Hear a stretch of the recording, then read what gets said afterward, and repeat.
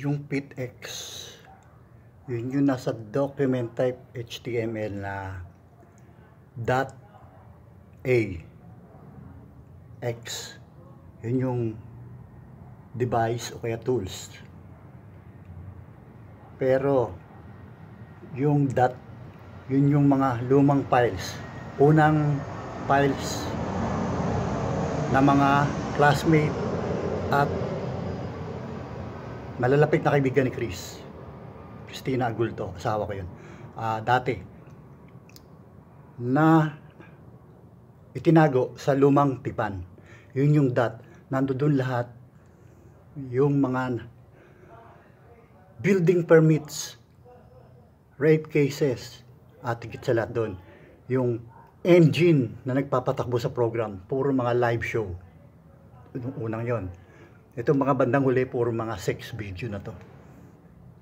At sa Danyu, dinaya nila yung IC dahil wala pang ending yon tungkol yun sa pagpapakasal ko.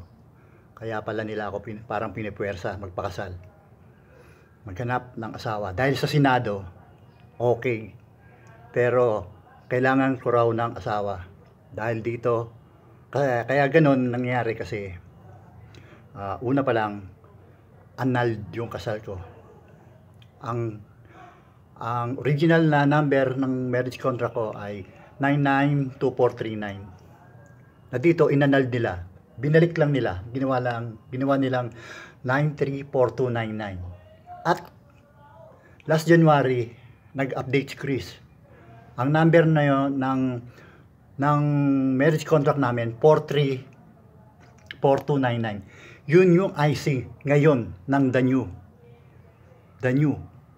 City of Dagupan. Kaya Father Sok, sa inyong lahat, alam ko kung ano yung pinasok nyo. Hindi nyo alam. Gaya ng sinabi ko sa inyo, hindi patas na paghatian ang ginagawa dito. Kaya huwag kayong magagalit kung kinukundin ako kayo. Hindi nyo alam lahat. Ako hindi ko man alam lahat, pero nakikita ko dito kung ano yung pinagmulan, ano yung medyo nakatago na hindi nyo alam, na ang pinakikita lang sa inyo puro kabutihan, puro pagkita ng pera. Pero yung kasamaan sa likod ng pagkita ng pera na ibabalik din sa inyo, maaari kayong magkasakit ng di nyo nalalaman, na walang lunas, maaari kayong mamatay. Ito yung program sa remote control na power directory na nasa program ng battery. Ito, kumbaga to built-in na program na nasa battery, power directory. Kahit na sino ang gumamit ng gadget, pag target ka dito, wala kang kawala. Gaya na nangyayari sa buhay ko ngayon. Ginipit nila ako sa program. At kaya merong gera sa Gaza, sa Israel at Hamas. Ako, hindi ko masyadong naano yung Gaza. Basta parte lang yon, yung Gaza na yon. Ginipit nila ako sa program. Iniipit nila ako, kinulong nila ako doon sa PITX. Kinulong nila ako doon sa pinakasentro ng program. Kasi ginamit nila ditong tools tungkol sa mga navigation tools ng mga kapitan ng barko. Na kapag inikot-ikot mo, magkakaroon yun ng maliit na square sa gitna. Paikot. Nagawa ko na yun nakita na dito yun Tapos para yun yung pinakasentro, pinakamata ng bagyo, ng lahat. Doon ako nakakulong sa gitna para wala akong magawa. Hindi ako nakaka-internet. Kayo lang, pinagtatawanan nyo ako sa mga kasalanan ginagawa ko. Nagnanakaw ako, tandaan nyo. Chocolate na kisses. Papakita ko sa inyo kung paano yan.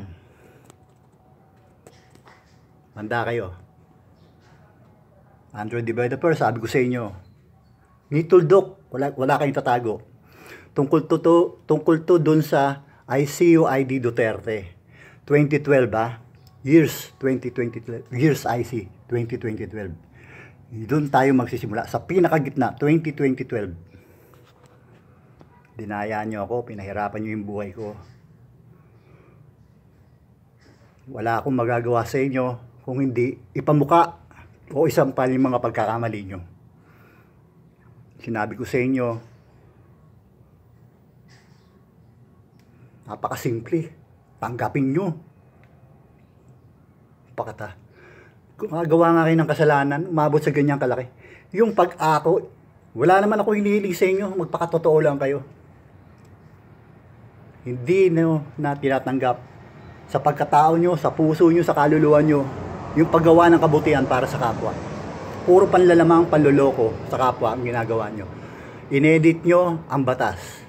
Batas ng mga lumang tao, yung mga batas ng AITAS. Yun yung una kong nakita dito. At yung 10 utos ng Diyos, ginawa yung program, yung How to Pray the Rosary.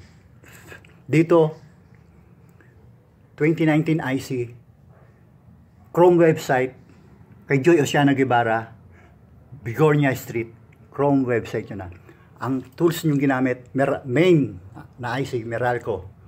Meter deposit number 2449-1155, 24442, 1911, 0851-3525. Reference number yon. Nakonektado dun sa remittance receipt ng Western Union na nakapangalan kay Alan Lester Agulto Benson, galing kay Elizabeth Graham, taga California, Mexico, USA. At yung ID na ginamit niya, lisensya, August 28, 2020, student permit, August 29, isang araw lang, professional ID license na. At ang naglakad noon, si Mono, presidente ng SD TODA. At ang SD TODA, ICPK TODA, na ang presidente ay si Tony Carlson, na ngayon ay ibinigay niya sa anak niya yung linya, parang pasa-pasa. Kasi dito matagal na to, 30 years old na to ang IC na to. Ito yung pinondohan ni Kazuo Okada ng 9 trillion US dollars. Tungkol to lahat sa mga kaganapan dito sa bansa natin. Mga hindi nyo inaasahan na malalaking pangyayari. At ngayon, yung martial law, dala ni Bongbong Marcos. Siya yung protector. Pinoprotektahan niya yung mga files ng Android developer sa pamamagitan ng mga Presidential Decree Act para hindi na mahalongkat ng kahit sino. Yung SIM card registration, 1194, yun yung marriage contract ko na original.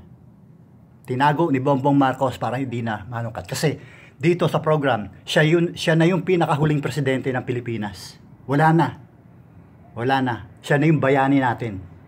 Bayani ng... At dito, ewan ko kung anong mangyayari sa mundo natin kung ganito pa rin palagi kagulo. Dahil yung mga taong gumawa ng Android, ng app, modern technology, sa pamamagitan ng mga gadgets natin, internet, nagagawa nilang lagyan ng sakit yung tao sa pamamagitan ng 5G technology. Ang 5G technology, gumagamit yan ng infrared galing sa cellphone natin, na pinapasok yung sakit sa pamamagitan ng dyan sa gitna ng mata natin. Radiation ng infrared. Sa battery, nandoon yung program ng Magic App. Pwede nilang lakasan yung pagkonsumo ng cellphone natin ng battery para yung infrared sa gitna ng cellphone natin, pwede nilang. Ngayon, paano nagkakasakit? Gawa ng mga kakuntsaba nilang mga doktor. Gaya ng COVID-19, paano lumaganap yan? Imposible. Buong mundo, kalokohan yun. Lahat ng doktor dito kasabwat nila. Ewan ko. Pero naniniwala ako merong hindi. Merong mababait. Nananahimik lang dahil natatakot Okay, natural yon. Kasi tama yon. Hindi nila alam. At walang ibang nakakaalam nito, kundi ako lang. Si Tokwa, Edwin Martinez Benson. Kapitbahay, kumari, kaibigan ng pamilya namin, ang pamilya Guevara. At yun yung admin. Simula una pa lang.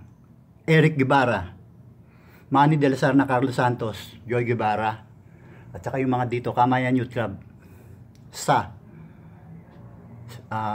Security and Exchange Commission number to. Haba nun, hindi ko na nasa ulo.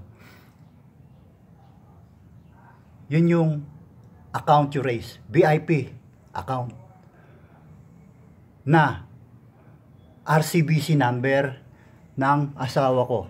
Saan na ba dito yun? 5982 yung simula nun eh. Kukumpletuhin ko na lang yung number niyon. Dito na lang, iba naman, mamaya. Pag-search ako, dito, bakit ako hindi matigil sa kasi Shabu? Kasi yung Shabu, ginawa sa akin yun eh. Para maging sira ulo, pero hindi nasira yung ulo ko. Yung iba. Patutunayan ko sa inyo. Maski sa harap, kataas-taas ang hukom ng Pilipinas, magsasyabu ako sa harapan nun. Papakita ko kung paano ko nababasa to. Lahat ng nakasulat dito, yan mga nasa pader ng bahay ko. Lahat yan. Ano? Pati hagdan ko, sinulatan ko. Kasi, importante to.